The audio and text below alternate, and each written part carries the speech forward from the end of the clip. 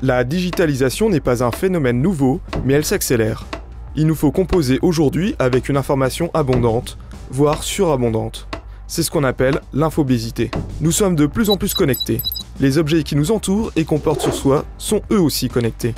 L'évolution technologique s'est accompagnée de nouveaux comportements des internautes, qui ont de nouvelles attentes. Ils accèdent plus facilement à l'information et la partagent.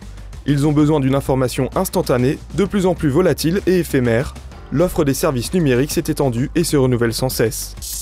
Mais pourquoi les organisations doivent aujourd'hui, plus qu'hier, intégrer ce phénomène de digitalisation ? La raison principale est assez simple, c'est que le monde a évolué. Il se passe beaucoup de choses à l'extérieur de l'entreprise. Le web a introduit de nouveaux usages avec de nouvelles technologies et aujourd'hui les internautes ont de nouvelles attentes. Alors, des attentes d'instantanéité dans la communication, dans le partage de l'information, une facilité d'accès à l'information. On parle souvent d'impatience, aujourd'hui on a une information très rapide. Des notions d'entraide également, tout ce qui caractérise les pratiques communautaires aujourd'hui sur le web. Et donc ces pratiques inévitablement rentrent aujourd'hui dans l'entreprise. Pourquoi plus aujourd'hui qu'avant? Je dirais peut-être qu'il y a aussi une maturité des offres numériques aujourd'hui. On a pléthore de solutions, qu'elles soient en ligne, installées de manière open source ou gratuite, payante, enfin voilà, différentes offres aujourd'hui qui permettent à l'entreprise de choisir le bon outil qui correspond vraiment à ses besoins. Donc voilà pourquoi aujourd'hui la nécessité est là, et je parlerai même d'urgence. Pourquoi? Parce que les concurrents, alors effectivement, et les partenaires, aujourd'hui, sont en marche et une rupture avec le monde extérieur n'est pas une option. Donc l'entreprise doit obligatoirement s'adapter à ces nouvelles pratiques. Nous sommes en lien avec notre environnement et à LMH comme ailleurs, nous parlons de plus en plus de transversalité, de cette capacité à réfléchir et à agir avec toutes les parties prenantes. Est-ce que la technologie peut faciliter la transversalité? Alors je dirais oui, mais. Oui, mais parce qu'il faut éviter de tomber dans le piège de la confusion des fins et des moyens. Aujourd'hui, la technologie n'est surtout pas un objectif en soi. L'objectif, on est bien d'accord, c'est la collaboration et la transversalité. La technologie reste un outil qui permet justement d'atteindre cet objectif. Donc là, c'est quelque chose qu'il faut prendre en compte parce qu'il y a souvent un danger en entreprise de confondre en fait et de tomber dans la technophilie tout simplement. Après, bien sûr qu'on peut choisir les outils qui conviennent à nos besoins, mais il faut auparavant bien spécifier ses besoins. De quoi a-t-on besoin aujourd'hui avec ces outils? De créer du contenu de manière collaborative, ce qu'on appelle la co-création, le mode wiki en l'occurrence, de partager l'information, de faire de la coordination, de l'organisation, voire même de créer du lien social, ce qu'on retrouve très régulièrement au travers des réseaux sociaux d'entreprise.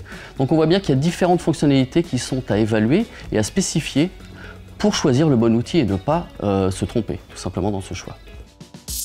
Travailler ensemble, en collaboration avec tous les acteurs de l'organisation et au-delà, revient à s'engager dans une démarche collective durable.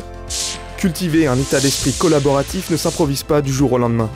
L'intelligence collective s'installe quand on partage l'envie d'être plus efficace ensemble. 1 + 1 = 3.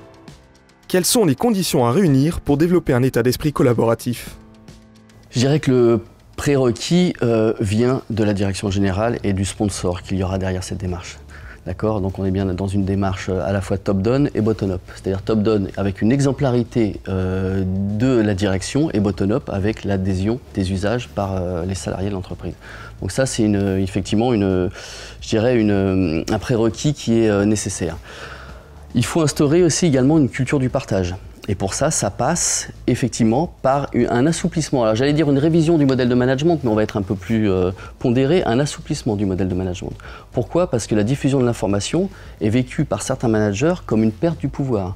On a une rupture de la relation entre savoir et diffusion du savoir. Donc l'assouplissement du modèle de management va permettre et va autoriser les collaborateurs à partager, à diffuser et à casser un petit peu le circuit d'information traditionnel qui auparavant suivait la structure hiérarchique de l'entreprise. Dans le domaine domestique, notre environnement digital est riche. À titre privé, nous utilisons de nombreux services numériques pour faire des achats, partager des photos de vacances, rester en contact avec des amis, même géographiquement éloignés. Lorsqu'on se rend au travail, nous sommes toujours ces mêmes utilisateurs. Quelles sont nos attentes ? C'est ce que j'appelle en fait la réconciliation technologique. Aujourd'hui, le salarié attend d'utiliser des outils qu'il pratique au quotidien dans le domaine domestique. Il devient inconcevable pour un salarié de ne pas avoir accès à des outils qu'il utilise au quotidien dans sa vie privée. Et cette rupture et ce décalage dans le temps entre ce qui se passe dans le monde domestique et ce qui se passe dans l'entreprise est très frustrant en général pour le collaborateur. Il est difficile d'expliquer à un collaborateur, par exemple, qu'il n'est pas possible d'utiliser des outils de stockage en ligne comme Dropbox ou Google Drive, alors que dans le monde privé, c'est très démocratisé. Donc cette rupture est très dangereuse. Donc je pense que ça, c'est un élément fondateur pour l'adhésion à ces outils.